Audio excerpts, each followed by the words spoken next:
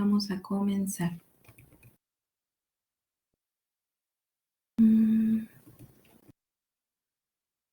Bien.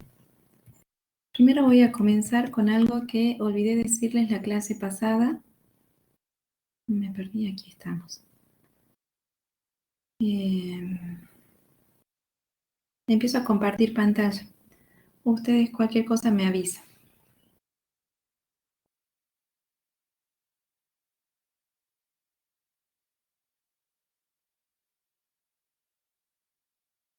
Bien, ahí estamos viendo. Si ustedes siguen el apunte o el libro, cualquiera de los dos, el apunte es copia del libro, así que solamente que obviando las demostraciones. Pero ustedes fíjense, antes del teorema de la deducción, la sección anterior habla del cálculo proposicional. Entonces, yo acá quería marcarles esto. No lo dije, por eso lo quiero marcar. Nosotros, desde ese momento, desde la sección 4, estamos trabajando dentro del cálculo proposicional. ¿Y cuál es este? Bueno, el cálculo proposicional es aquel que abarca los axiomas 1, 2 y 3, el modus ponens y las mismas definiciones de deducción y de demostración. ¿Sí? A partir de ahora vamos a obtener los resultados que obtengamos son resultados del cálculo proposicional. Entonces, luego se va a decir que como el cálculo de proposiciones está dentro del cálculo de predicados, eso se puede ver acá, porque mira solamente los primeros 3 axiomas, entonces todos los teoremas del cálculo de proposiciones son teoremas del cálculo de predicados, no al revés. Pero yo quiero que nos quede claro dónde estamos trabajando ahora. Estamos dentro del cálculo de proposiciones. Muy bien, todo esto ya lo vimos, así que lo voy a pasar, el teorema de la deducción. Bueno, habíamos visto hasta ahí la clase pasada. Ahora debiéramos estudiar el teorema de completitud del cálculo de proposiciones o del cálculo proposicional. Entonces, hay un pequeño bien, muy chiquitito. En realidad es bastante abarcativo, así que ahí vamos. Todo eso es lo que vamos a ver. Entonces, la primera definición es la definición de fórmulas primas y constituyentes primas. Nos dice así, una fórmula es prima si, solo si es una fórmula atómica o de la forma para todo BP. Entonces, a esta altura tenemos que recordar la definición de fórmula atómica. ¿La recuerdan?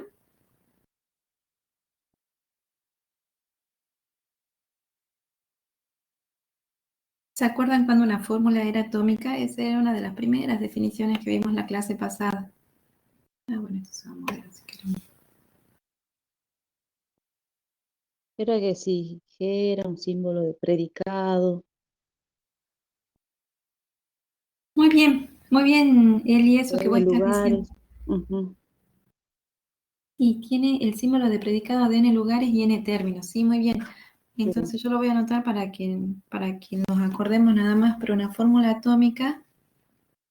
Ah, perdón, me olvidé de conectar esto.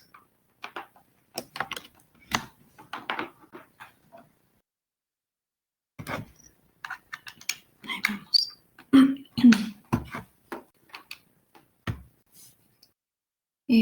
Una fórmula atómica, recuerden que era alfa, que es el símbolo, uno de los símbolos formales, y luego tantos numerales como términos tengamos.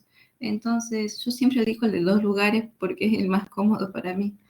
Alfa, numeral, numeral, el símbolo formal, paréntesis, y acá tantos términos como numerales tengamos. Entonces, voy a poner X palito, por poner algo. Esto sería una fórmula atómica. O sea, aquella cuya definición, aquella que se forma por un símbolo de predicados de n lugares, paréntesis, n términos separados entre ellos por coma, paréntesis que cierran. Y enfatizo en eso, paréntesis que abre y paréntesis que cierra, porque son símbolos formales.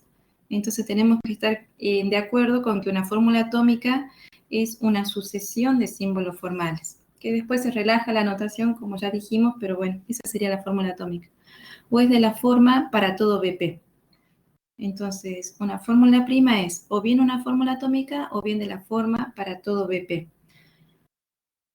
Una fórmula P que no sea una fórmula prima está formada por fórmulas primas, a las que llamaremos constituyentes primas de P. Muy bien, por ejemplo, ejemplos de fórmulas primas. Bueno, eso que escribí aquí, alfa, numeral, numeral, paréntesis, un término, coma, otro término y cierra paréntesis. Coma, esta es una fórmula prima. BDI, tanto el libro como el apunte hacen referencia a esta simplificación de notación. Entonces dice que vamos a usar las letras A, B y C para los símbolos de predicados, ¿sí? Entonces, y también habla sobre cómo vamos a ordenar alfabéticamente las variables. La primera variable va a ser la X, la segunda Y, la tercera Z, la cuarta va a ser X1, la quinta Y1. Bueno, eso lo dice el libro. Si ustedes lo están leyendo, se van a dar cuenta que eso sí está dicho. Entonces, esta fórmula B paréntesis Y paréntesis, esta también es una fórmula prima. Y esta también, fíjense, en la última que está expuesta acá, porque es de la forma para todo B y todo lo que sigue es la fórmula P, ¿sí? Eso que está ahí.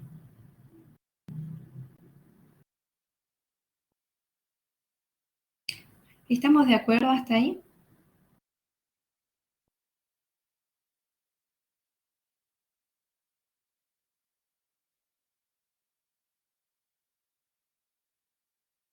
Sí, bien. Francisco, no, acotada la variable B, sí, tiene que respetar esta forma. Pero no necesariamente la variable B ocurre dentro de la fórmula P. Eso no necesariamente. No sé si me explico. Ah, bien, perfecto. Constituyentes primas. Entonces tenemos a continuación una fórmula que no es prima, esta que está acá, A paréntesis X paréntesis flechita, un quita para todo I, un quita B de I entre paréntesis. ¿Cuáles son las constituyentes primas? Bueno, son A de X, porque esta en sí misma es una fórmula prima, y la otra constituyente prima es para todo I, un quita B de I. Muy bien. ¿Por qué enfatizamos las constituyentes primas? ¿Por qué nos interesan? Porque a continuación vamos a establecer valores de verdad. Y los valores de verdad se establecen para las constituyentes primas de una fórmula. Entonces, tabla de valores de verdad, tautología. Sean P y Q fórmulas primas. Fórmulas primas. Llamaremos valores de verdad a verdad y falsedad, así la vamos a llamar. Y los abreviaremos con las letras T y F. Y ahí yo quería poner B corta y F, pero luego preferí conservar la T del libro, respectivamente. Bueno, y las tablas para un quita y flechita, las tablas de verdad para un quita y flechita son las ya conocidas por nosotros, ¿sí? Ahora, ¿qué es lo que nosotros estamos haciendo? Estamos haciendo una asignación binaria para las fórmulas primas. Acá es importante distinguir esto. Estas tablas de verdad están definidas primero para fórmulas primas. ¿Sí? Eso nos tiene que quedar claro. No para todas fórmulas, sino para fórmulas primas. Y segundo, es una asignación binaria. O sea, nosotros no estamos diciendo que P sea verdadero y entonces un quita P es falso. No estamos diciendo eso. Por ejemplo, en este caso, ¿sí? No estamos diciendo eso. No estoy diciendo que P es falso y entonces un quita P es verdadero. No, lo que estoy diciendo es que puedo establecer una relación binaria a las fórmulas primas. Puedo dotar de una relación binaria a las fórmulas primas. Esa relación binaria, como es binaria, puede ser, por ejemplo, ceros y uno. Sí, entonces ahí nos abstraeríamos de la idea previa que tenemos de verdadero y falso. No estamos afirmando acá que la fórmula es verdadera o que la fórmula es falsa. le estoy asignando un valor de verdad, binario, ¿sí? ¿Eso se entiende, chicos? Porque luego, más adelante, cuando pasemos a teorías de primer orden, vamos a estudiar la teoría de la verdad y ahí sí vamos a dar una definición formal de verdad. Acá, de nuevo enfatizo, esto no es más que una asignación binaria para las fórmulas primas. ¿Estamos de acuerdo hasta ahí?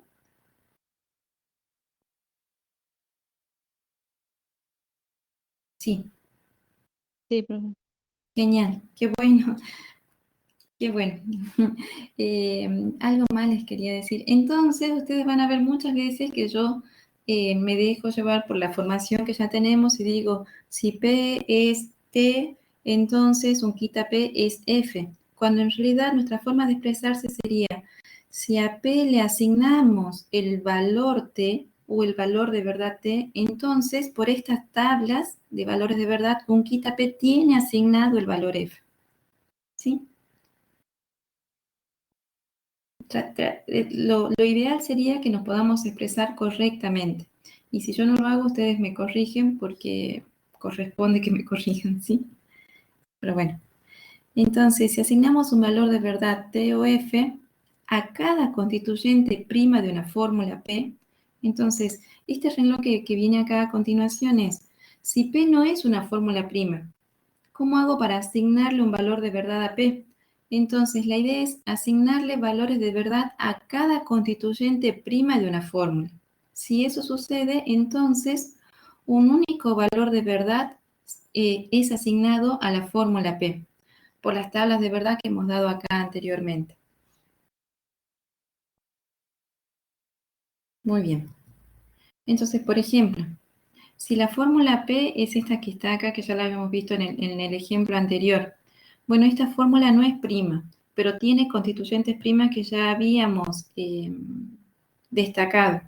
Una de ellas es A de X y la otra es para todo I un quita B de I. Entonces, ¿cuál es la tabla de verdad para P? Bueno, hay que darle valores de verdad a las constituyentes primas. Hay que asignarle valores de verdad a las constituyentes primas. Es como sabíamos hacerlo, ¿sí? En intro a la matemática. Entonces, le asigno valores de verdad a A de X, le asigno valores de verdad a la otra constituyente prima para todo I un quita B de I, y luego trabajo con las tablas de verdad de un quita y flechita y obtengo un valor de verdad para la fórmula P, que es ese que está destacado ahí en la columna azul. Esto no es novedoso para nosotros, salvo el hecho de entender que la asignación de valores de verdad es a las constituyentes primas de la fórmula. Muy bien. Perdón, y acá antes de avanzar quería que vamos... bueno, todo esto está dicho aquí. Acá está la definición de tautología que olvidé ponerla en la presentación. Una fórmula es una tautología si y solo si toma el valor t para cualquier asignación de valor de verdad dado a sus constituyentes primas. Es parecido a lo que nos decían en Introducción a la Matemática, solamente que acá cobra mucha relevancia el hecho de estar trabajando con las constituyentes primas de una fórmula.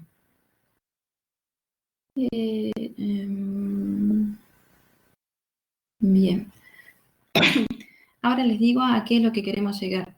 Nosotros queremos llegar a que toda fórmula es teorema si y solo si es tautología. Eso queremos demostrar nosotros dentro del cálculo de proposiciones. Toda fórmula P es teorema si y solo si es tautología. Ahora, una de esas dos implicaciones sale fácilmente. Y ustedes van a ver al final de la sección 6 que estos lemas están dados como tarea, entiendo yo, ya les digo bien. A ver, ya les digo bien.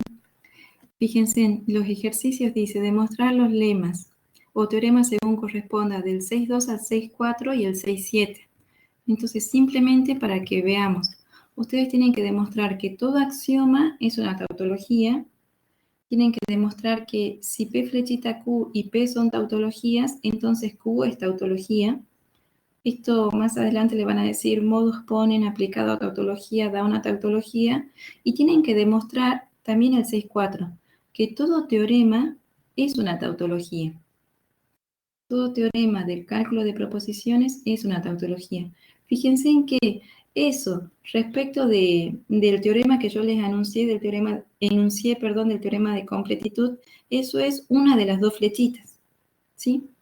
Acá estamos diciendo, si es teorema, entonces es tautología. Nosotros ahora nos vamos a dedicar a demostrar la recíproca. O sea, queremos demostrar que si es tautología, si la fórmula es una tautología, entonces es un teorema dentro del cálculo de proposiciones. ¿Estamos de acuerdo hasta acá cómo venimos trabajando? ¿Nos queda alguna duda?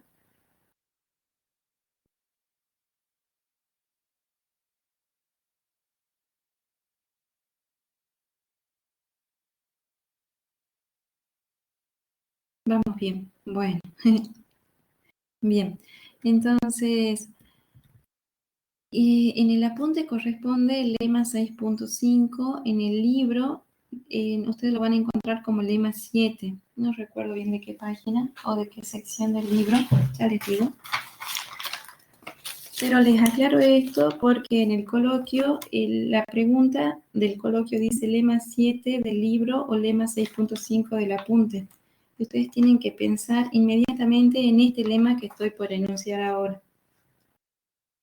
De la sección 15 del libro, el lema 7, así sería.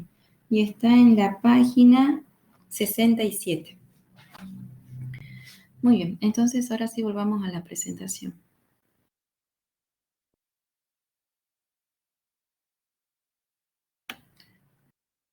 Es el lema 7 del libro o 6.5 del apunte. ¿Qué nos dice? Sea P una fórmula y sea toda constituyente prima de P en la lista U sub 1, U sub 2, U sub K. Para una dada asignación de valores de verdad a U sub 1, U sub 2, U sub K, o sea, las constituyentes primas a las cuales le podemos asignar valores de verdad, sean U' sub I, para ir desde 1 hasta acá, y P' definidas como sigue. Entonces, U' sub I es U sub I si la constituyente prima U sub I tiene asignado el valor T. Y es un quita U sub I si U sub I tiene asignado el valor F.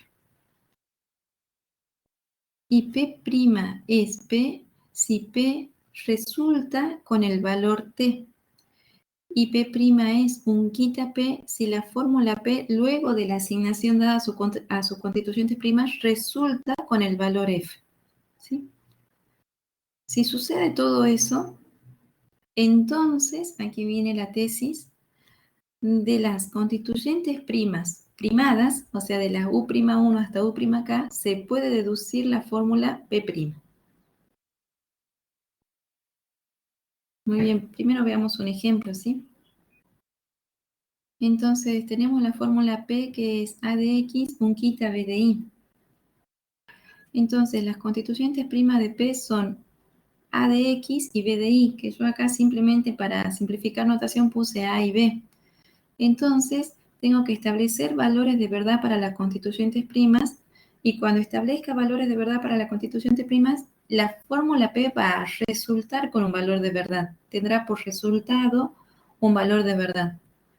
Entonces, supongamos que la constituyente prima A tiene asignado el valor T y la constituyente prima B tenga asignado el valor T.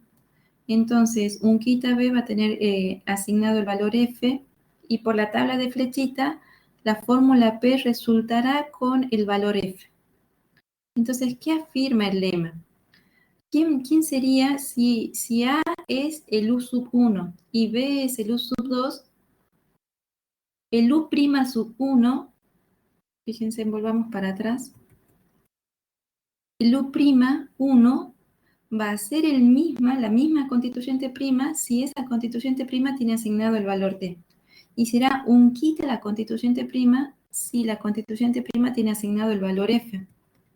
Entonces, si A es U'1, perdón, si A es U sub 1 y tiene asignado el valor T, entonces U'1 va a ser la misma constituyente prima, o sea, va a ser A.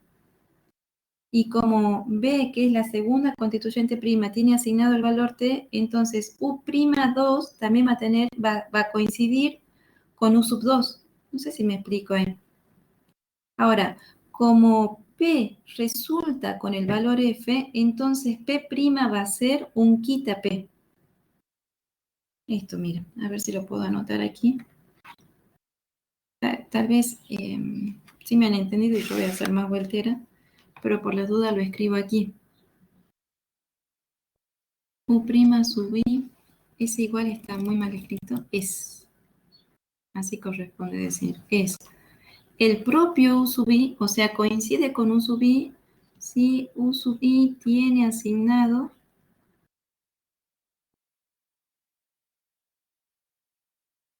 el valor T. Y va a ser un quita U sub I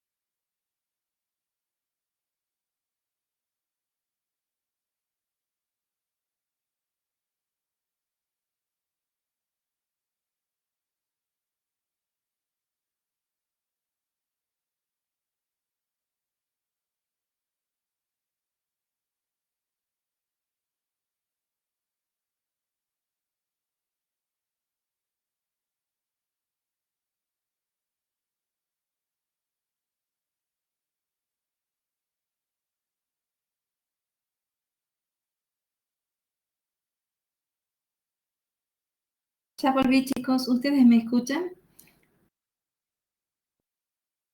Sí, gracias. Sí, profe.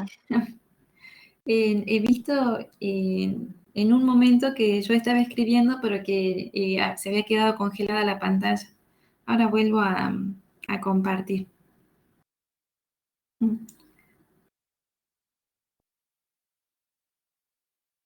A ver ahí.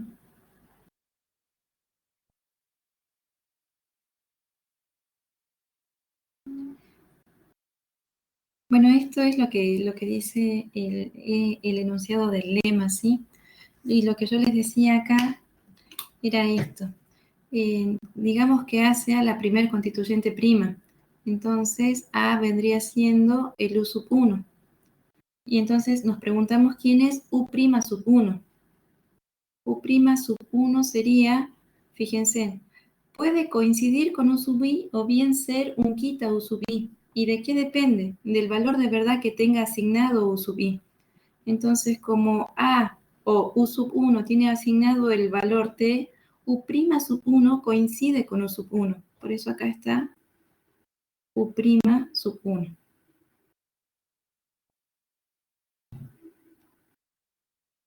Ahora, es análogo para B. A esta yo la voy a llamar U sub 2. Tiene asignado el valor T. Entonces, U' sub 2 coincide con U sub 2. ¿Sí? Ahora, a la vez, el lema nos dice que la asignación para P' es parecida, ¿no? P', bueno, lo voy a anotar. P' es P si P resulta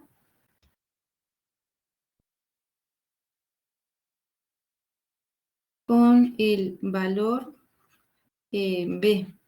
Y es un quita P si P resulta con el valor F. Entonces, observamos la fórmula P y P resulta con el valor F. Entonces, P' será un quita P. Por eso todo esto que está acá es P'. Todo acá. Un quita P, perdonen ahí, todo eso es P'. Y el lema lo que afirma es que, entonces, la tesis del lema dice, entonces de U'1, U'2 puedo deducir P'.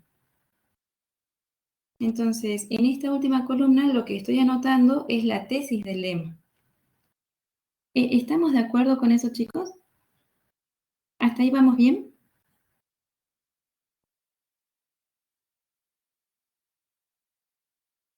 Ah, qué bueno, qué bueno. A continuación sigue todo lo otro, ¿no? Siguen las otras posibilidades para los distintos valores de verdad. Si la constituyente prima A toma el valor F y la constituyente prima B toma el valor T, entonces construimos, fíjense en que en ese caso P toma el valor T, pero U' sub 1 va a ser un quita A y U' sub 2 va a ser B, ¿sí? Uno es un quita la constituyente prima original y la otra coincide con la constituyente prima. Y de ellas dos se deduce, y en este caso P' coincide con P porque P toma el valor T.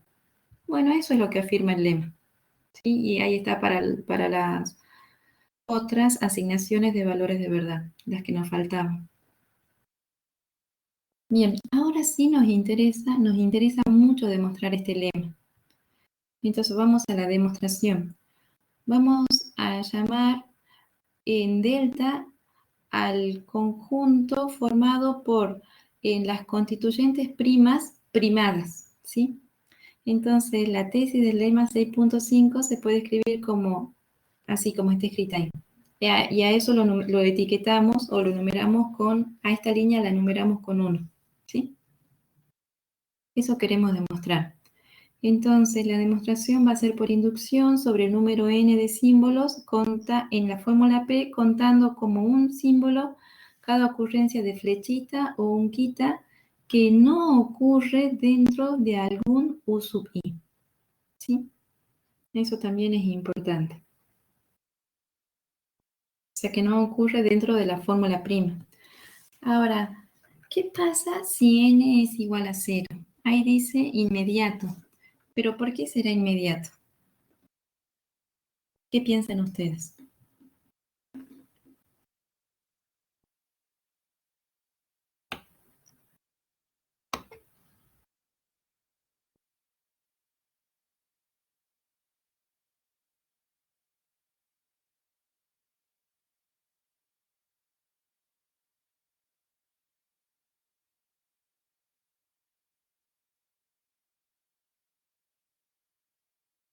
Si n es igual a 0, quiere decir que P', por ejemplo, si n es igual a 0, uno vuelve muy atrás acá. Ay, acá quería volver. Si n es igual a 0, quiere decir que dentro de la constituyente, perdón, que tenemos que, a ver lo que quiero decir, perdón, voy de nuevo. En este caso, P tiene dos símbolos. Tiene el símbolo unquita y el símbolo flechita. Las constituyentes primas no tienen ninguno adentro, así que acá n sería igual a 2. Pero si n es igual a 0, ¿qué querría decir de la fórmula P? No, no necesariamente, Francisco. O sea, si no hay símbolos, ¿qué quiere decir eso de la fórmula P? Sí, eso que vos decís, Gloria, muy bien. Que la fórmula P es una fórmula prima.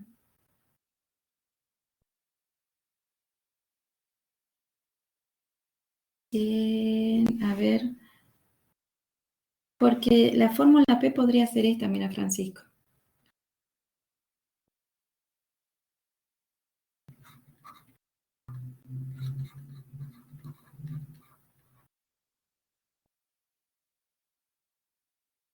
¿Cuántos símbolos, unquita y flechita, que no ocurran dentro de las fórmulas primas tiene P?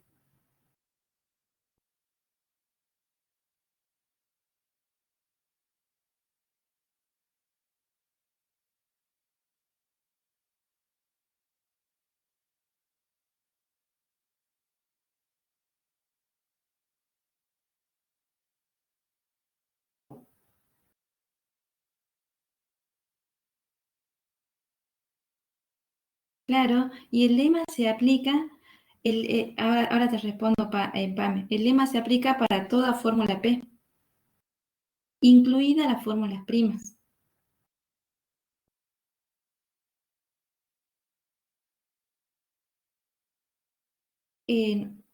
Un ¿Uno qué tiene, Francisco?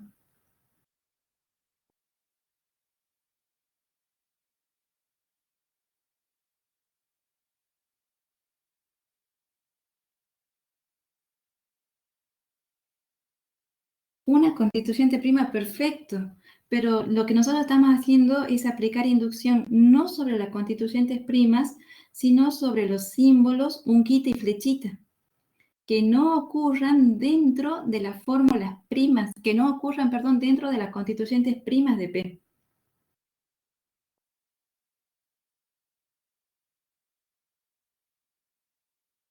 ¿Estamos de acuerdo?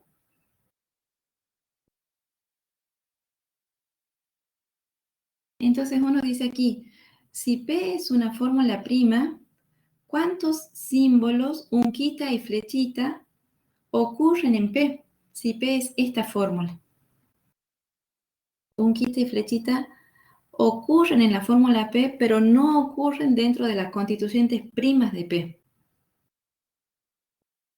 La PA me dice 2, porque ella está contando estos, entiendo yo, PA, vos corregime si me equivoco. Esta es una y esta es la otra.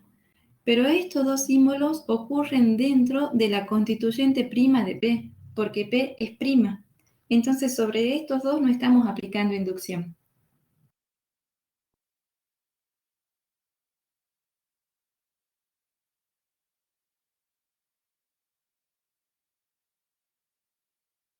Ah, bien. A ver, supongan que yo complete P y en este caso diga esto. Esto es para que entendamos que sí puede ser n igual a 0, esto que está escrito acá. Puede ser n igual a 0 porque acá P, al ser una fórmula prima, coincide con su constituyente prima y entonces no hay unquitas y flechitas fuera de las constituyentes primas, ¿sí? Pero supongan que hacemos esto. Flechita, unquita, C de Z, por escribir algo.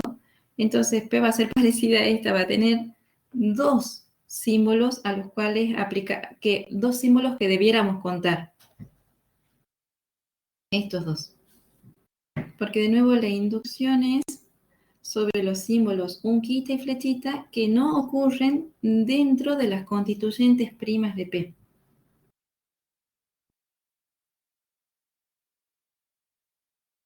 ¿Qué les parece?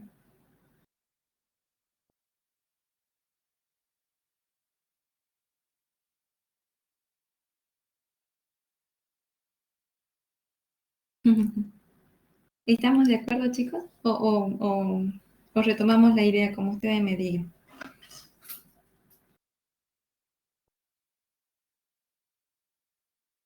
Ah, bien, bien.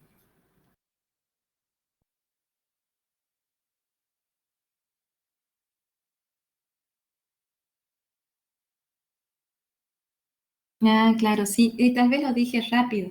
Qué bueno que se entendió, Pamela. Tal vez lo dije muy rápido, pero quise decir, sí, lo debo haber dicho muy rápido. La demostración será por inducción sobre el número n de símbolos en P, contando como un símbolo cada ocurrencia de flechita o unquita que no ocurre dentro de algún U sub i. Entonces, si n es igual a 0, ahí donde dice inmediato, nosotros podemos completar. Si n es igual a 0, bueno, no con amarillo. Podemos decir inmediato, pues, todo se va a borrar. Pues P coincide con algún U sub i. Luego, con alguna de sus constituyentes primas. Es alguna de sus constituyentes primas. Luego, la tesis del lema es, fíjense, en si delta coincide con algún U sub i, lo que nosotros quisiéramos demostrar es que de U sub i' se deduzca U sub i'. Esa sería la tesis. Y eso es inmediato.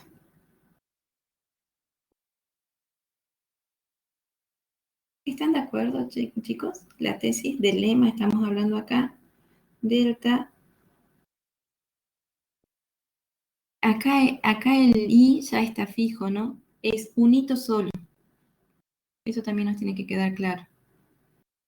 Como N es 0, entonces el I es fijo y es un hito solo. E incluso acá podríamos poner U sub 1, porque hay un solo U sub I que coincide con P. Exactamente, sí. Pero sí, está muy bien lo que decís, Francisco. Yo lo que quiero decir acá es que este I no está variando, está fijo. Eso quiero enfatizar. Bien. Sí, como vos decís, sí, pues P' es exactamente U' soy. Perfecto. Si estamos de acuerdo, avanzamos nomás.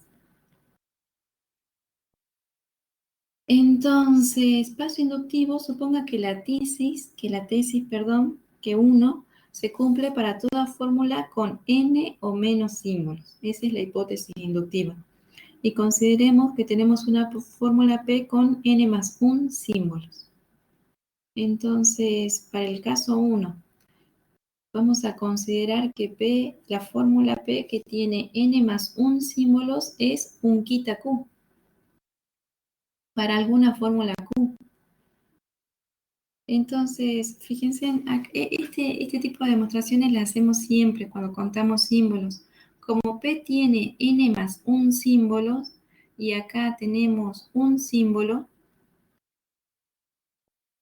siempre contamos un quita y flechita, perdón, en esta demostración contamos un quita y flechita, y acá tenemos 1, entonces quiere decir que Q tiene n símbolos.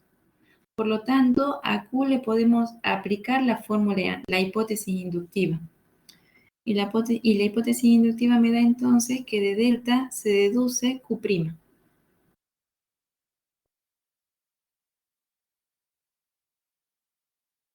Ahora vamos con los subcasos. Si Q toma el valor T, fíjense en que acá analizar los valores de verdad es importante. Eso quiere decir que P toma el valor F. Estamos de acuerdo, ¿verdad? Porque P es un quita Q. Y por la tabla de verdad de un quita, si Q toma el valor T, entonces un quita Q tendrá asignado el valor F. Y un quita Q es P. Pero esto implica que Q' coincide con Q y que P' es un quita P.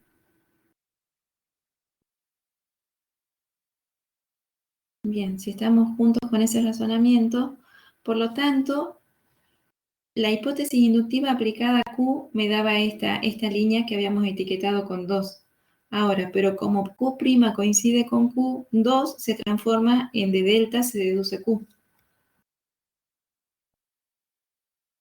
Ahora, nosotros tenemos acá un teorema. Este teorema está justificado en el libro, no sé si está como tarea para ustedes, de la clase anterior, eso no me acuerdo, pero está justificado.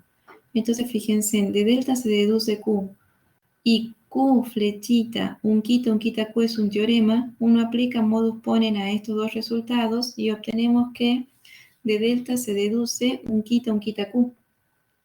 Pero un quita Q es P'. ¿Sí? Fíjense, dice P' es un quita P, pero P es un quita Q. Entonces P' es un quita Q. Y que de delta se deduzca P', esta última línea es la tesis del teorema. Perdón, la tesis del lema. ¿Se entiende ese razonamiento, chicos?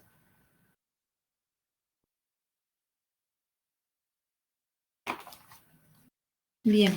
Ahora, una cosita que les quería aclarar acá.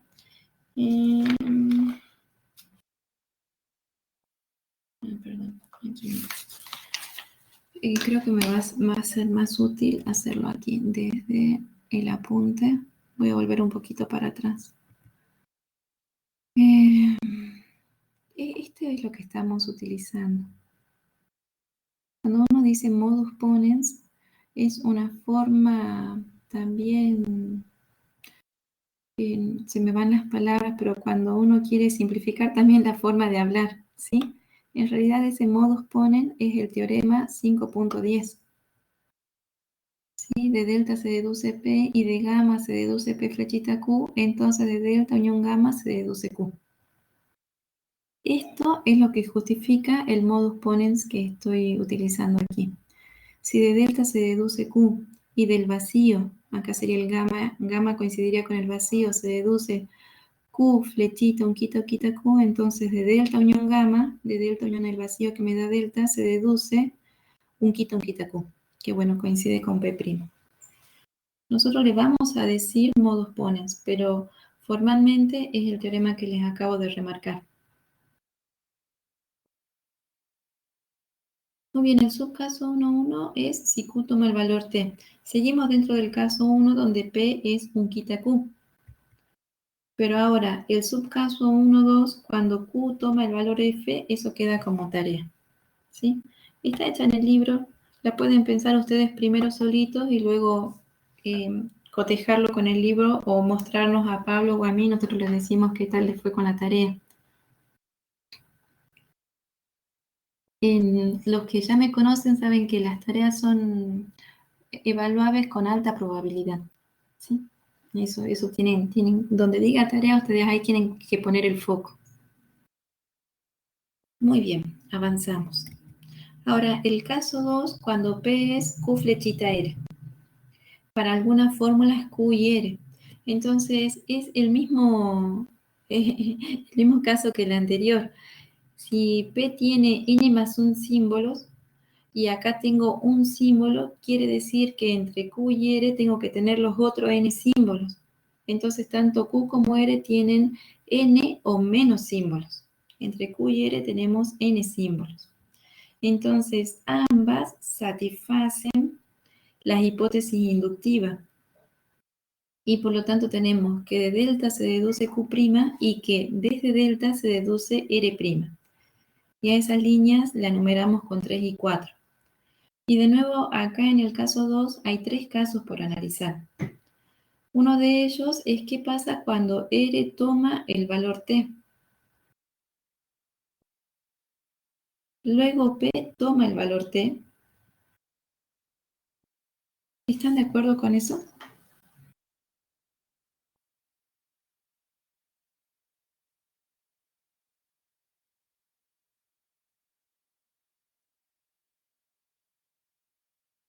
Sí, perfecto. Muy bien.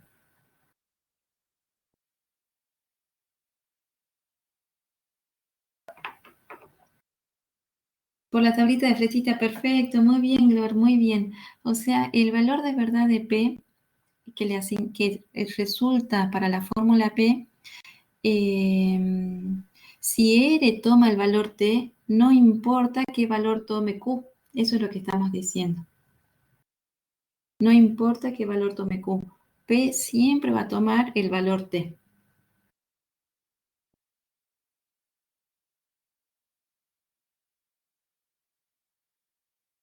Bien, muy bien. Sí, sí, eso. Muy bien, Francisco.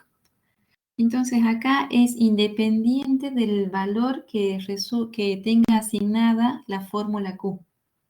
P siempre va a tomar el valor T. Muy bien. Entonces, esto implica que R' es R y que P' es P. Claro, porque los dos resultan con el valor T. Por lo tanto, la línea 4 se traduce en de delta se deduce R. Porque R' es R. Luego, este modus ponens es el mismo que les he remarcado recién, aplicado a delta se deduce R, desde delta se deduce R, y esta fórmula que es el axioma 1, entonces uno aplica modus ponens a estas dos deducciones, y lo que obtenemos es que de delta se deduce Q flechita R. Pero Q flechita R es P', porque Q flechita R es P, pero P' coincide con P. Entonces, acá tenemos la tesis del teorema, perdón, la tesis del lema, ¿sí? El subcaso 2.2, donde Q toma el valor F, también queda como tarea.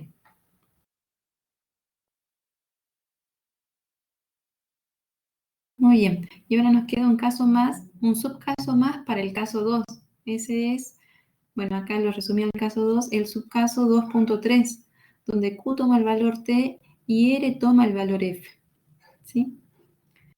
Entonces, en ese caso, P toma el valor F, ¿sí? Por la tabla de verdad de flechitas, justamente. Eso quiere decir que Q' es Q, R' es un quita R y P' es un quita P, por los valores que están aquí dichos, ¿sí?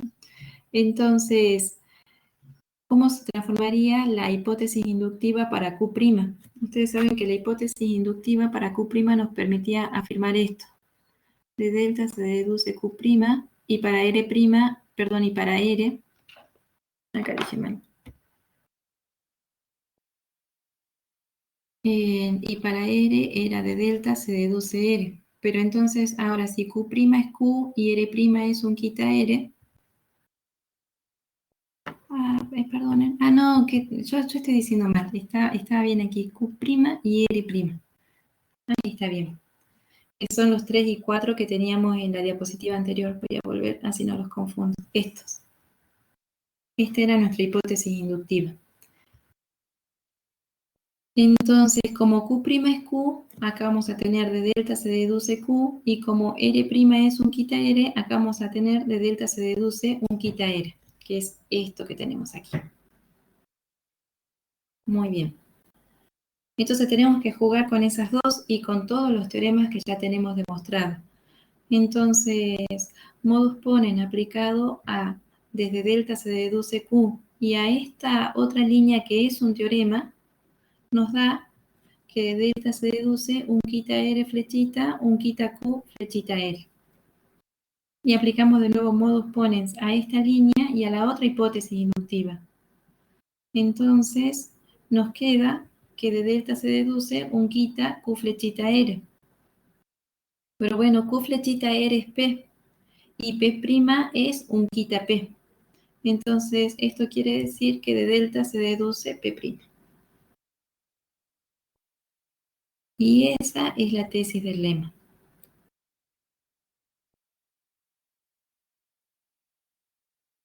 ¿Estamos de acuerdo hasta ahí, chicos? ¿Esto sí se entiende?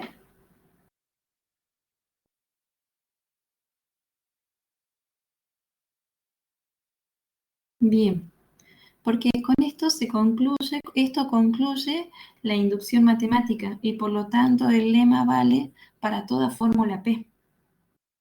Esto concluye la demostración. Muy bien, entonces avanzamos. Y acá viene el teorema de completitud. Recuerden que, bueno,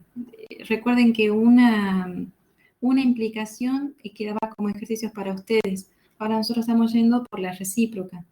Toda fórmula que sea tautología es un teorema del cálculo de proposiciones. Eso queremos demostrar.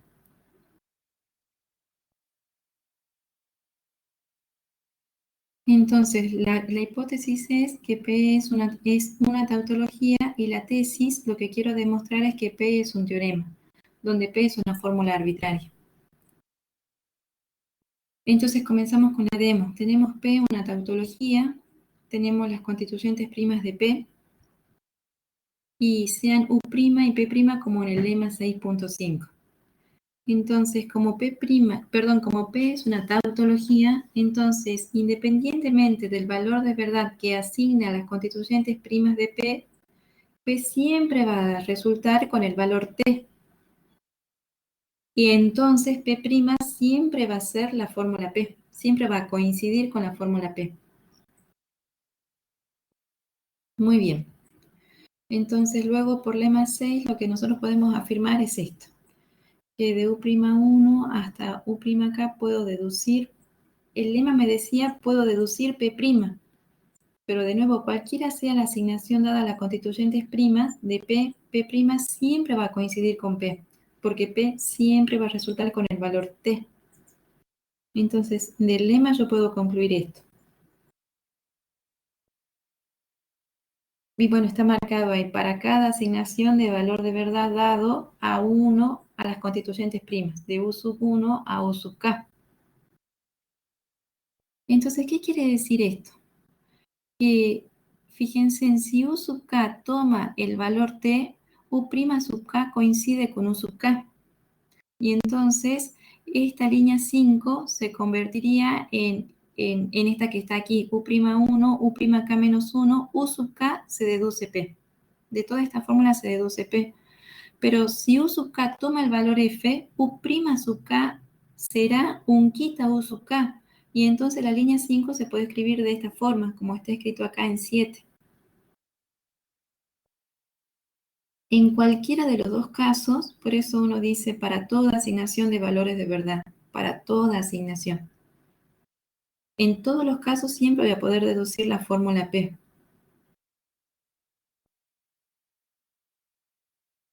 Y entonces, fíjense en lo que uno va a hacer, bueno, esto es para simplificar notación, a las primeras K menos 1 en constituyentes primadas, la vamos a llamar delta sub K menos 1. Eso quiere decir que aplicando el teorema de la deducción, si ustedes recuerdan, acá voy a mover un poquito, solo para recordar.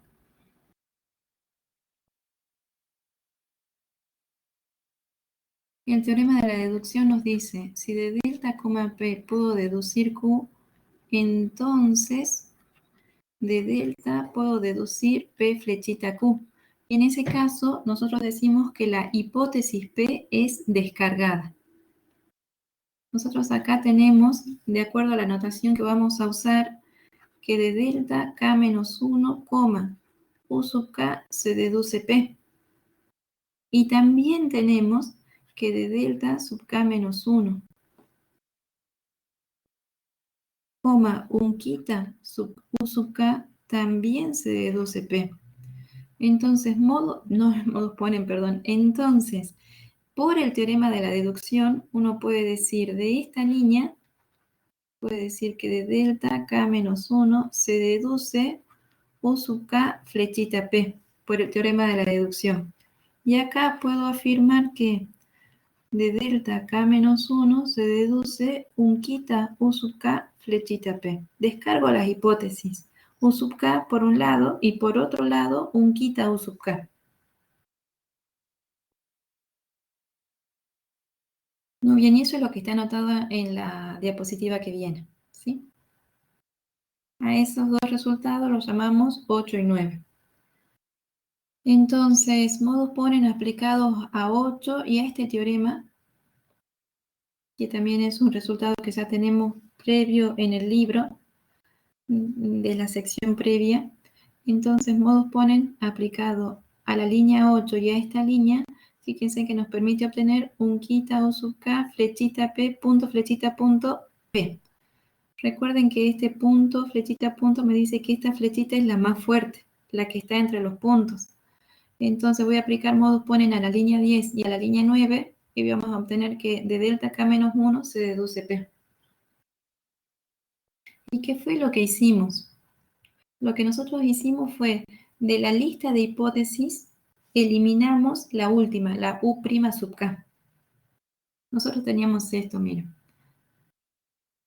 Tal vez queda claro, y yo, como siempre, muy pesada. Teníamos U' sub 1, U'k menos 1, U'k se deduce P. Ahora, con este procedimiento, lo que obtuvimos es de U'1 hasta U'k menos 1 se deduce P. Entonces, la última hipótesis, la U' sub K, ha sido eliminada. Con este procedimiento, eliminamos la hipótesis U' sub K. Entonces, continuando con este procedimiento, podemos ir eliminando todas las hipótesis, exactamente con el mismo procedimiento, ¿no?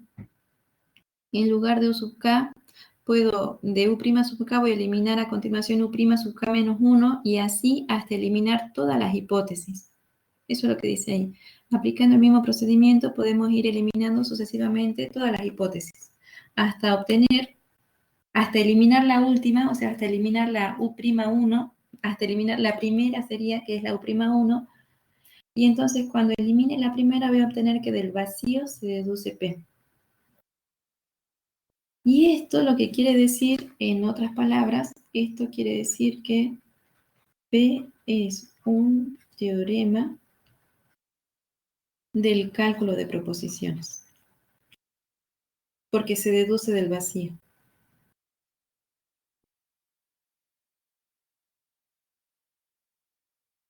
Y eso ya concluye la demostración, porque eso queríamos demostrar, que P es un teorema. ¿Qué les parece, chicos? ¿Cómo vamos hasta ahí?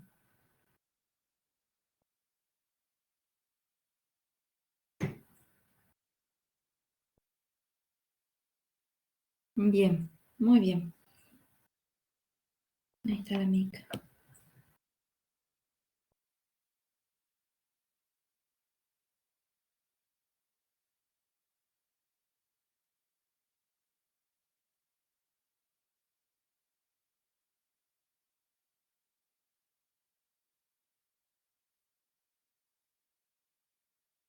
Bueno, a ver, no me acuerdo cómo seguía acá la diapositiva. Ah, bueno, esta es la última. Yo pensaba que iba a demorar más tiempo en hacer esto, entonces no quería unir el próximo tema porque pensaba que no me iba a dar el tiempo, pero lo voy a unir. Ahora vamos.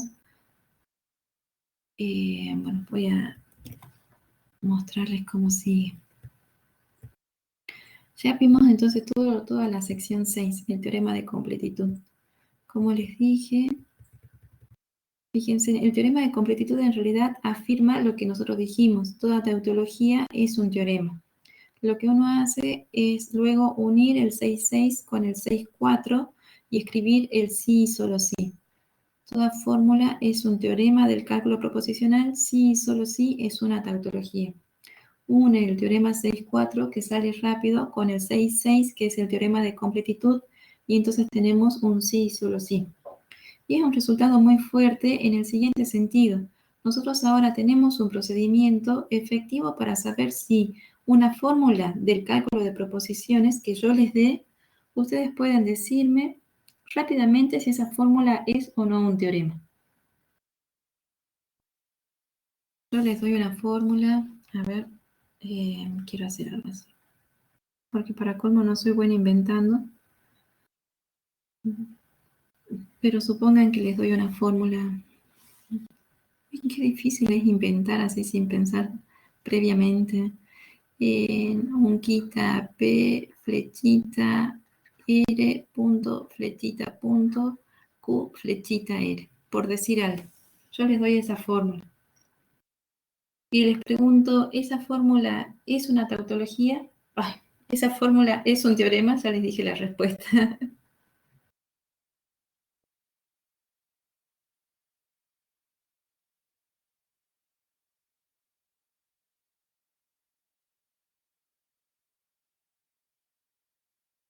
Soy mal improvisando, ese es el problema.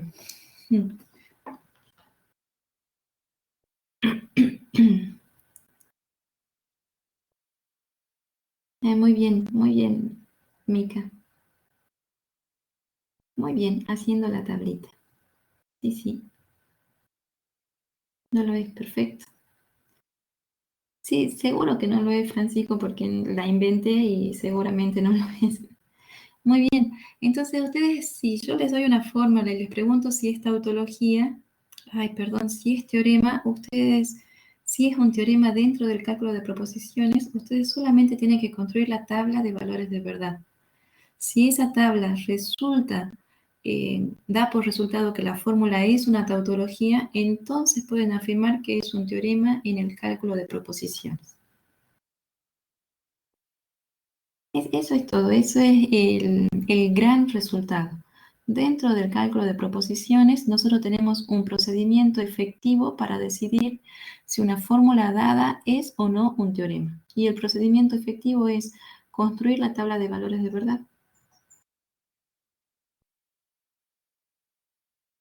Muy bien. Bueno, ahí están los ejercicios. Y a continuación tenemos que ver, según nuestro cronograma ajustado, las aplicaciones del teorema de completitud. Eh,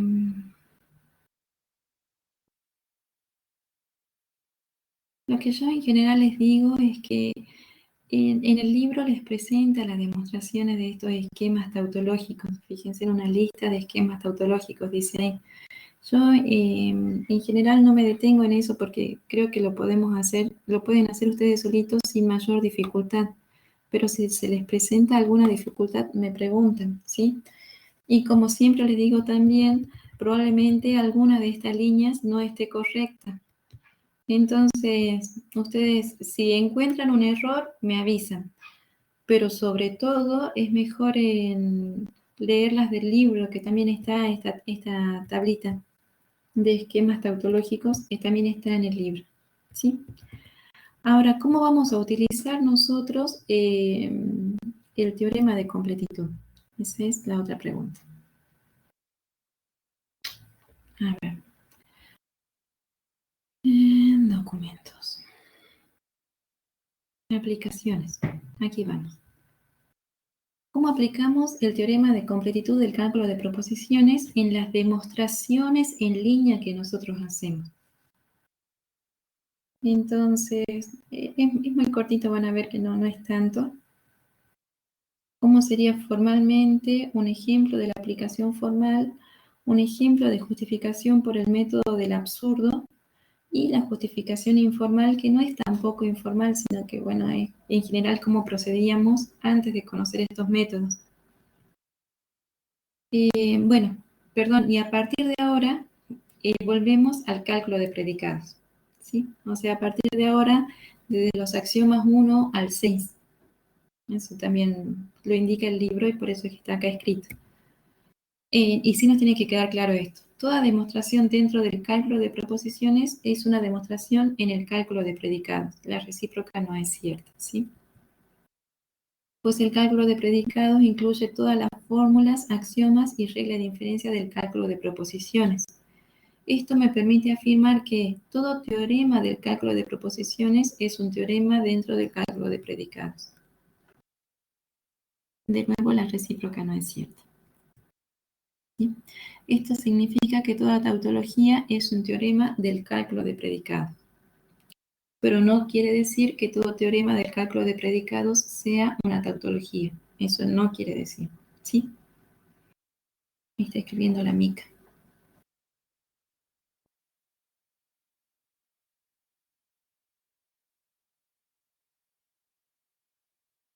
A ver.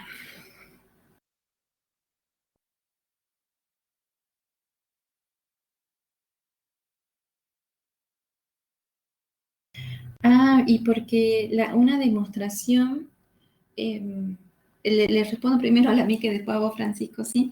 Una demostración conceptualmente no es lo mismo que un teorema, ¿no?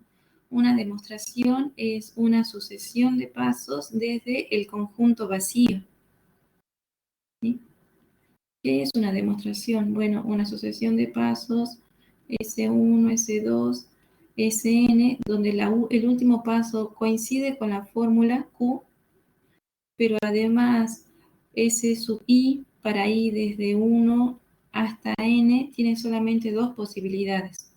O bien es un axioma, o bien se obtiene por modus ponens a pasos anteriores. Se obtiene por modus ponens a pasos anteriores. Eso es una demostración, Ica. ¿Sí? Esto que está aquí escrito es una sucesión de pasos que hace todo esto. Un teorema es Q. Q sería un teorema, o sea, sería el último paso de una demostración. ¿Me explico, Mica, la diferencia? La demostración abarca toda la sucesión de pasos. Y Q es el último paso de una demostración. Perdón, y un teorema es el último paso en una demostración. Bien, bien.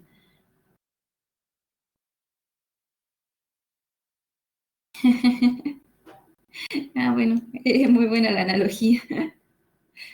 Gracias, Francisco.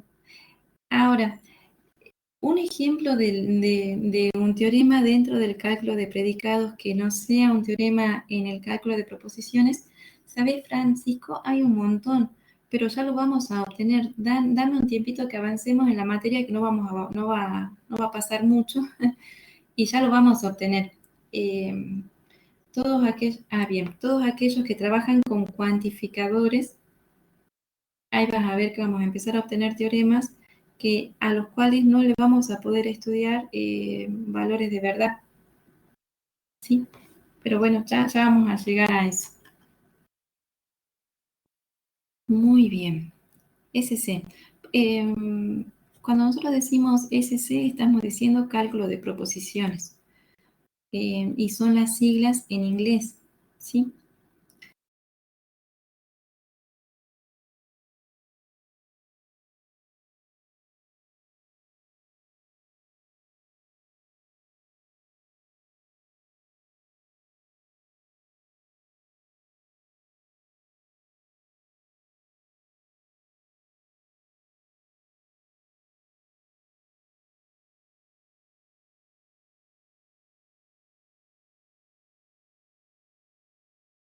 Bien, suponga que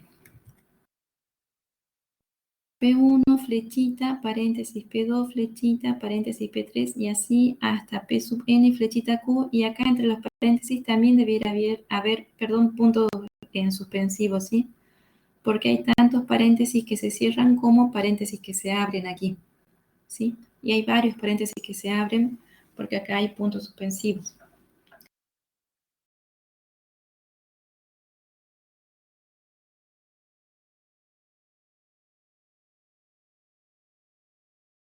Decimos SC, estamos diciendo cálculo de proposiciones. Y son las siglas en inglés, ¿sí? Bien, suponga que P1, flechita, paréntesis, P2, flechita, paréntesis, P3, y así hasta P sub n, flechita Q, y acá entre los paréntesis también debiera haber puntos en suspensivo, ¿sí? Porque hay tantos paréntesis que se cierran como paréntesis que se abren aquí, ¿sí? Y hay varios paréntesis que se abren porque acá hay puntos suspensivos. Bueno, suponga que toda esa línea 1 es una tautología. Y suponga que en alguna prueba formal, P1, P2, P3, hasta P sub n ocurren como pasos. En alguna prueba formal, todos los P sub i son pasos. Luego, formalmente puedo obtener Q, fíjense, puedo obtener la última fórmula Q de la siguiente manera. Primero, si P sub 1, flechita, paréntesis, P sub 2, toda la línea 1 es una tautología, quiere decir, por lo que nosotros acabamos de demostrar, que toda esta línea es un teorema. ¿Sí? Toda esta línea es un teorema. Entonces, como es un teorema, yo puedo construir la prueba formal de 1. ¿Cómo? Bueno, el cómo no nos va a llevar tiempo ahora, ¿sí? No nos vamos a detener en cómo hacerlo. Pues el teorema de completitud nos brinda un procedimiento para hacerlo, ¿sí? Y bueno, en realidad sí lo hemos discutido. Pero yo puedo construir una prueba formal de 1 porque 1 es una tautología. Porque esta línea 1 es una tautología. Y nosotros demostramos que esta tautología sí, solo sí es un teorema. Entonces, si es un teorema, puedo construir la prueba formal de ese teorema. Estamos de acuerdo con eso, ¿no? Luego, si tengo la prueba formal de esta línea que afirmo que es una tautología, entonces a esa prueba formal le agrego como pasos los pasos P sub 1, P sub 2, P sub 3, P sub n. Entonces, ¿qué voy haciendo? Voy haciendo modus ponens consecutivamente hasta obtener Q. ¿Eso se entiende, chicos? O sea, yo afirmo lo siguiente, miren. A ver, voy a tratar de explicarme de nuevo. Esto sería el SC formalmente. Si yo supongo que toda esta línea es una tautología, entonces, por el teorema de completitud, yo sé que si es una tautología, entonces es un teorema. Y como es un teorema, quiere decir que se deduce del vacío, ¿sí? Estoy afirmando esto. P sub 1, flechita, P sub 2, flechita, voy a poner acá punto suspensivo, flechita, P sub n, flechita Q. Y bueno, acá sí. Como supongo que es una tautología, entonces es un teorema y por lo tanto se deduce del vacío. Si se deduce del vacío, o si es un teorema, ya uno puede decir, existe una sucesión de pasos. Bien, muy bien, Francisco, existe una sucesión de pasos. S1, S2, donde el último paso coincida con esta fórmula que es un teorema. Es P sub 1, flechita, P sub 2, flechita, punto suspensivo, P sub n, flechita Q, y así. Entonces, ¿qué voy a hacer? A esta sucesión de pasos le añado P sub 1, supongamos que en ningún paso de esta sucesión aparezca P sub 1, entonces le añado P sub 1, P sub 2, P sub 3, P sub n. Perdón, estos n no tienen por qué coincidir, ¿sí? Entonces acá le voy a poner m para no pensar que coinciden. Entonces, ¿qué voy a hacer? Modus ponen entre P sub 1 y S sub m, entre estos dos. Entonces me va a quedar P sub 2, flechita, todo lo que sigue. A continuación, modus ponen entre P sub 2 y lo que obtuve. Entonces me va a quedar P sub 3, flechita, todo lo que sigue. Y entonces modus ponen consecutivamente hasta el modus ponen P sub n, modus ponen entre P sub n y P sub n, flechita Q. Cuando vaya aplicando modus ponen consecutivamente, lo último que voy a obtener es Q. ¿Sí? Por eso digo, formalmente puedo obtener Q como un paso de la siguiente manera. Y es esta manera que está explicada acá. ¿Se entiende eso, chicos? Ahí está Mario. Decime, Mario.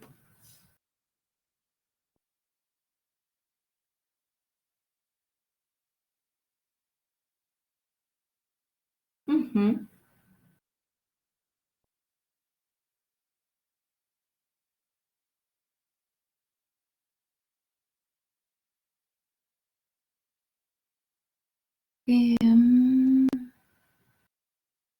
Serían como hipótesis, ¿cierto? Sí, como hipótesis, sí. Está bien tu pregunta, es muy buena tu pregunta, sí, como hipótesis.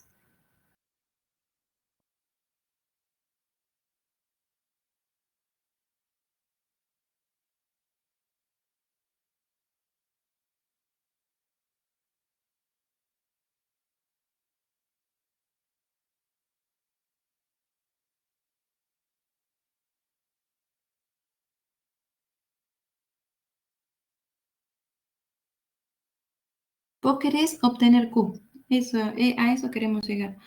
Formalmente querés obtener Q.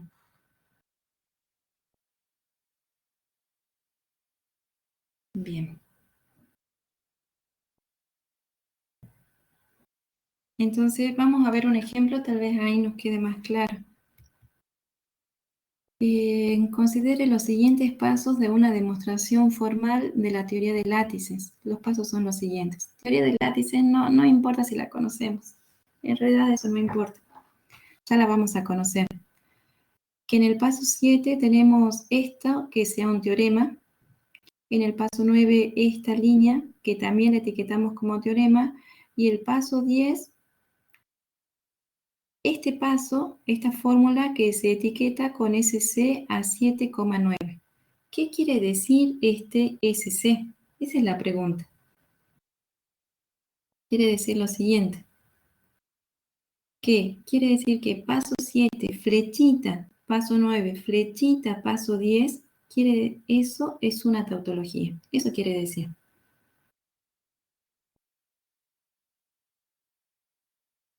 Paso 7, flechita, paso 9, flechita, paso 10 es una tautología. Este SC, cada vez que uno vea SC aplicado a pasos anteriores, quiere decir que todos esos pasos anteriores, flechita, construida de esta forma, donde el último paso al cual estoy aplicando SC aparece en la última flechita, Toda esa construcción, sucesión, toda esa fórmula es una tautología, eso es lo que estamos afirmando.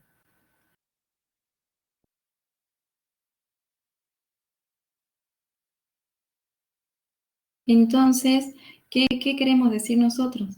Las instrucciones en el paso 10 son las siguientes. Construya una prueba formal de esta línea 2. Como yo afirmo que es una tautología, estoy afirmando que es una tautología, entonces puedo escribir, entonces un teorema y por lo tanto puedo escribir una asociación formal de esos pasos. Obtenga paso 9, flechita, paso 10, y esto se justifica simplemente aplicando modus ponens a paso 7 y a la línea 2.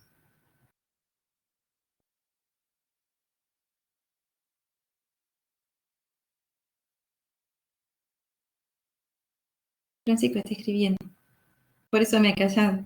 Y después, sí se puede asumir, exacto, sí, muy bien. Ahí voy a tratar de explicarme aquí. Vamos a correr.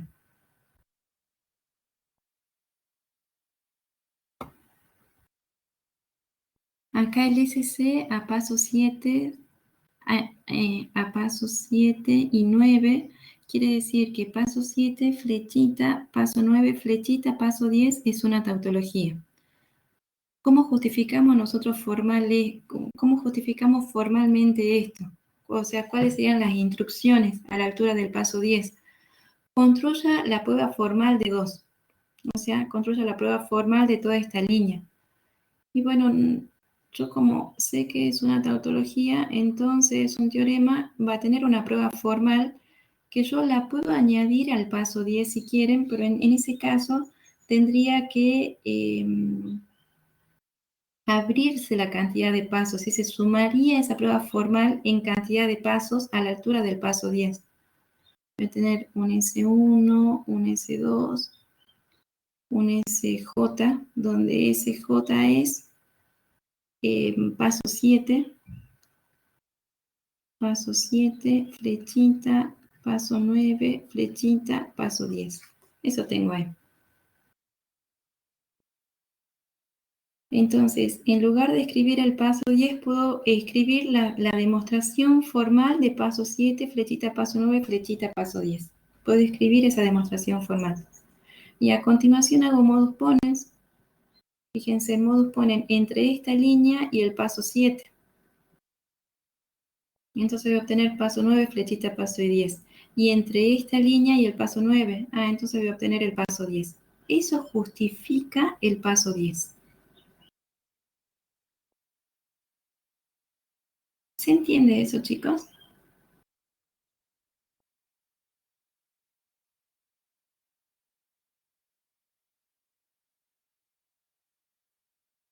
Uh-huh. Claudia, Claudio, Elizabeth, Esther, Gloria, Héctor, Katia, Leo, Mario, Mica. ¿Estamos todos juntos ahí?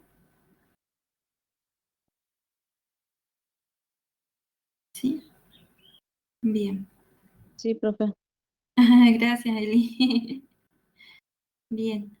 Eso quiere decir, y a esto yo me refería cuando escribía la demostración S1-SN y le añadía los pasos. En realidad, uno a estos pasos en una demostración ya los tiene.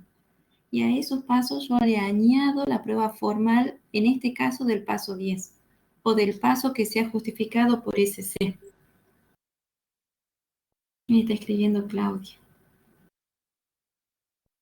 Y Sonia, por algún motivo mi tablet no baja hasta el final de los usuarios. Entonces sé que hay alguien debajo de Mica, pero no sé quién es. Seguro sos vos, Sonia.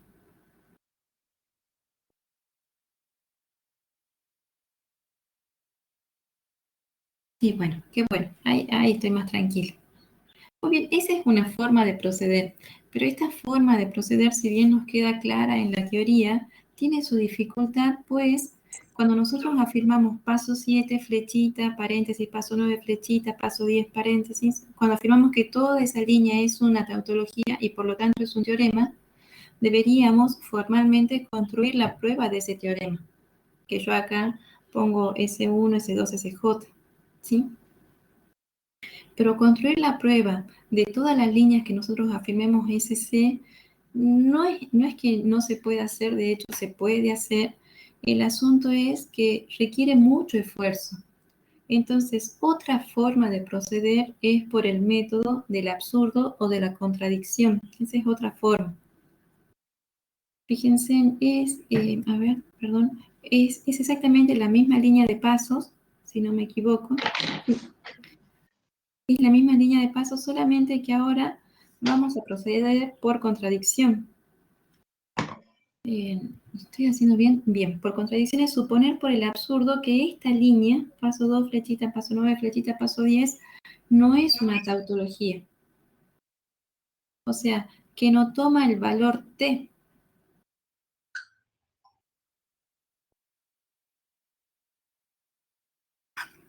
Entonces, a ver, aquí voy a empezar a escribir yo, ustedes corríjanme si digo macana.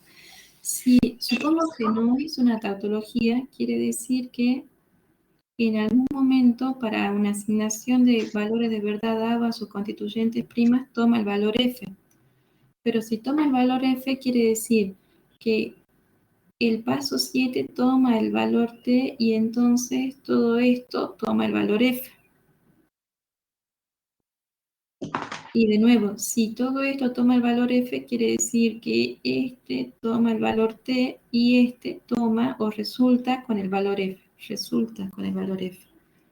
Entonces, fíjense, en paso 7 resulta con el valor t. Paso 9 resulta con el valor t. Y paso 10 resulta con el valor f. Eso quiere decir que no es una tautología.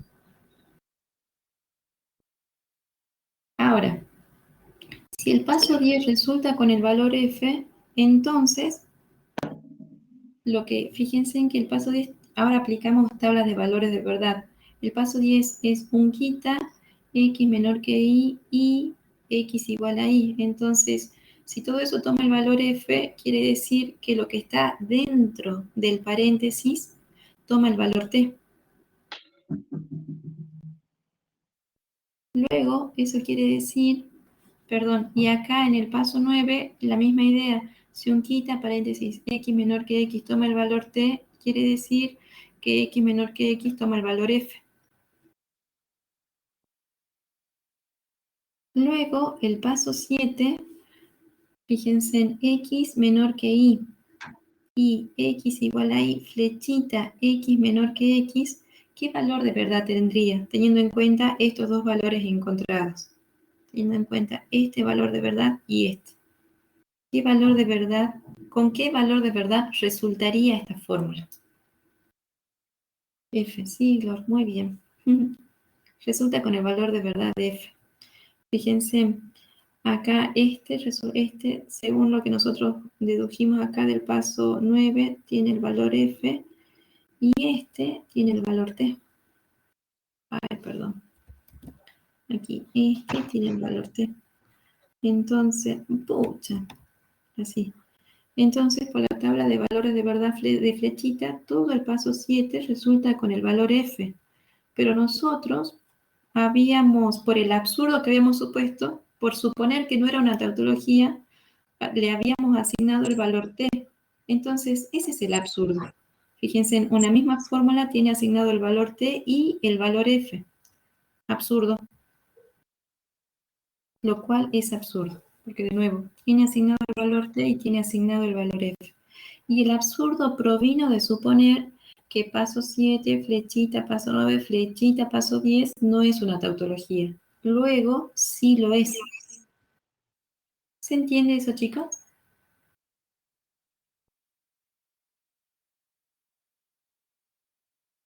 Entonces, en definitiva, la recomendación es la siguiente. Cada vez que nos permitan, cada vez que nosotros justifiquemos en algún paso de una demostración formal con SC a pasos anteriores, ese SC, esa etiqueta SC significa esto. Y justificarla, hay dos formas de justificarla, la que aprendimos antes de esta diapositiva y la que aprendimos ahora por el método del absurdo. Generalmente vamos a proceder con el método del absurdo, porque fíjense en que es más sencillo que la demostración formal.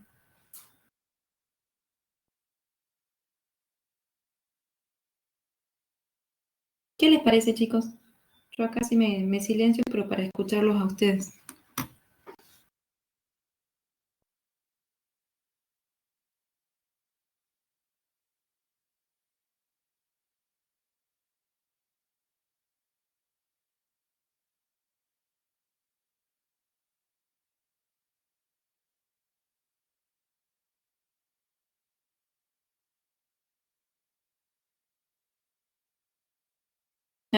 Profe, profe, entonces cada vez que veamos, o sea, el SC tenemos que justificarlo así. Esa es la forma más recomendada. Bien. Es la forma más recomendada, Eli, sí. La otra forma, volver atrás es tan feo acá porque es volver uno con uno. Esta es otra forma, no es que no sea recomendada, también se puede hacer, pero implica para cada línea que justifiquemos por SC, para cada línea construir una prueba formal. Y eso, si bien es posible, implica mucho esfuerzo de nuestra parte. Claro, es complejo, es realmente mucho esfuerzo. Entonces, ¿lo podemos hacer? Sí se puede hacer, sí se puede, pero dado el esfuerzo que implica, uno prefiere justificarlo por el absurdo, que es como estábamos haciendo aquí. Bien. Bueno, y ustedes en realidad van a ser libres de elegir como ustedes quieran, ¿no? Sí pueden elegir. Ahora, la otra forma, la forma informal, es la que uno generalmente utilizaba en introducción a la matemática, que no es, informal tal vez sea una palabra no muy, no muy oportuna, no sé cómo decirlo, porque tampoco es que esté lejos de la formalidad, pero está lejos de la formalidad que intentamos construir aquí, ¿sí? No es una forma mala de proceder, incorrecta de proceder, eso quiero decir, sino que no está dentro de los parámetros, de las definiciones que nosotros estamos dando, ¿sí? ¿Cómo procedíamos nosotros en la introducción? Y bueno, usábamos algo parecido al esquema tautológico 15. Fíjense, en el paso 7, nosotros usando la contrarrecíproca, nosotros, ¿cómo decíamos en la introducción? Bueno, decíamos este 7 por la contrarrecíproca, y la contrarrecíproca es el esquema tautológico 15. De esa lista de teoremas que ustedes tienen, el 15, nos decía, nosotros pensábamos así, bueno, la contrarrecíproca de esta implicación es un quita x menor que x, flechita, en un quita x menor que y x igual a y. Ahora, como tengo esto y tengo esto por hipótesis, decíamos esto lo tengo por hipótesis, y ahora podemos decir modus ponen aplicado a esto y a esto, a esta que es equivalente al paso 7. Y al paso 9, modus ponens me da el paso 10. Eso decíamos nosotros. Solamente que en intro lo que nosotros decíamos es que el paso 9 lo teníamos por hipótesis. ¿Sí? Bueno, eso. Obtengo una fórmula equivalente a la fórmula dada en el paso 7, aplico modus ponen entre 4 y 9 y me da el paso 10. Esa es la forma que nos enseñaron en Introducción a la Matemática. Que de nuevo no es incorrecta, pero no respeta la formalidad que estamos intentando construir.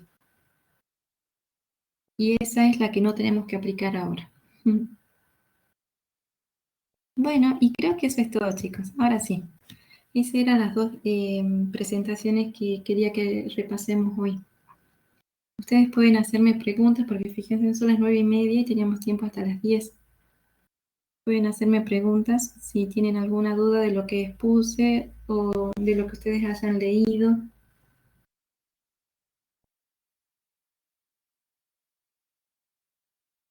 Si hicieron el coloquio, no me hagan preguntas del coloquio todavía. Para los chicos que todavía no lo hicieron.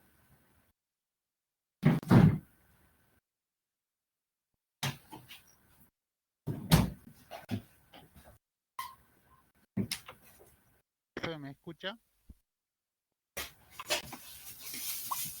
De nuevo, decime, Clau, ¿cómo?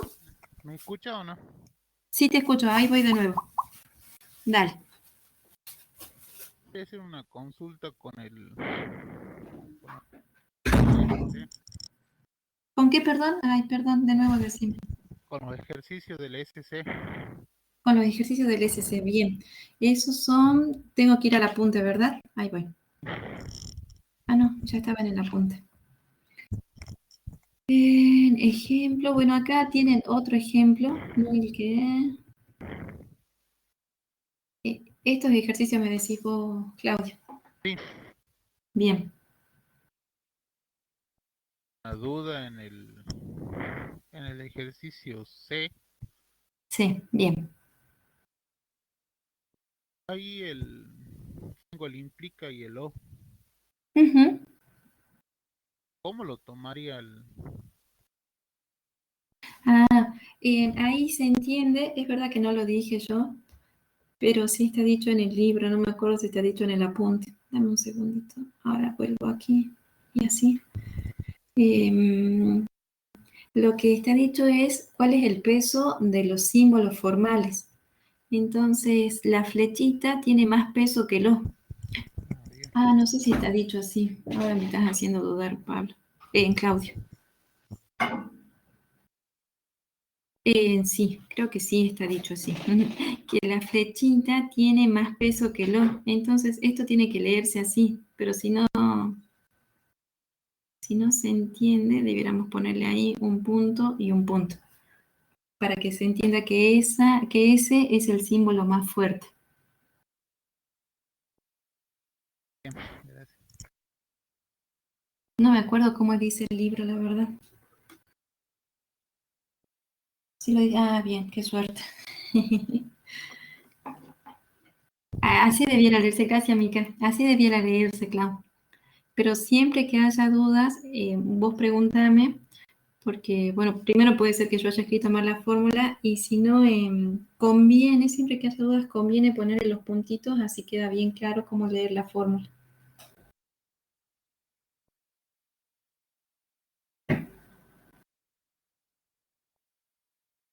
Consulta ahí. Uh-huh. Eh, Decime, Clau. y en el B. En el B. SC de Ajá. 8 y 9. Uh-huh. Ay, está mal escrito, ¿verdad? Es 8 y 7. Gracias, Clau. Eso debiera modificarlo ya mismo, antes de que se me olvide. Bien, bueno, lo voy a anotar. No tengo ni un lápiz para anotar, así que me tengo que acordar. Gracias, Clau. Disculpe, otra consulta. Ahí al sí, solo sí lo pasamos en el apunte, digamos, con todo, ¿verdad, no? De nuevo decime, Clau, no te entendí. El sí, solo sí, usamos digamos, la abreviatura que usted nos dio, digamos, que está en el Sí, apunte. la abreviatura, perfecto. Sí, sí. Ahí quería hacer una consulta. ¿Qué sucede si no me da una contradicción? Entonces es el paso, por ejemplo, si no te da una contradicción en el paso 9, quiere decir que ese paso no se obtiene por SC a pasos anteriores. Si no te da una contradicción, ese paso no se obtiene por SC a pasos anteriores. ¿Iría con eso o Perdón, ¿cómo, Clau? no? ¿Concluiría con eso o tendría que justificarlo de otra manera? No, concluís con eso, ¿no? O sea, si no te da una contradicción, quiere decir que paso 8, flechita, paso 7. Ah, qué mal que está ese, ¿no? Gracias por hacerme notar, Clau. Qué mal que está, mira, acá también está mal numerado, claro, esto es 7, 8. paso 7, flechita paso 8, flechita paso 9, no es una tautología. Eso podrías concluir primero. Si no te da una contradicción, entonces eso no es una tautología y por lo tanto no se justifica por SC a los pasos anteriores. Bien, profe. Bien. Sonia, vos estabas escribiendo algo. Ah, está. Sí, quedan grabadas. Quedan grabadas, Sonia. Sí. Eso es lo fantástico del BIPLU. Mi esfuerzo al subir las clases y al grabarlas es cero. Que tampoco es gran esfuerzo, ¿no? En las otras plataformas de videoconferencia. Pero esto queda grabado por defecto.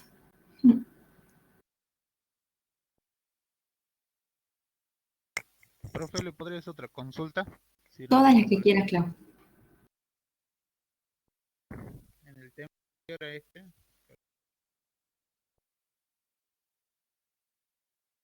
en el tema 6.3, quería Sí. preguntarle si... Dame un ratito que voy hasta ahí. 6.3 me has dicho, ¿no? Ahí voy.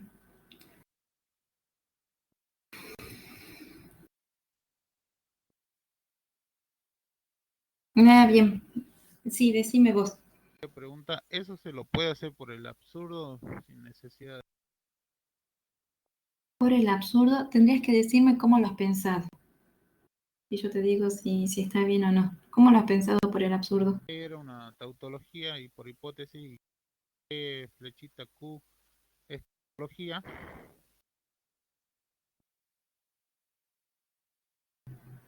Bueno, es como lo mismo que hacer la tabla, digamos, supongo. Ajá,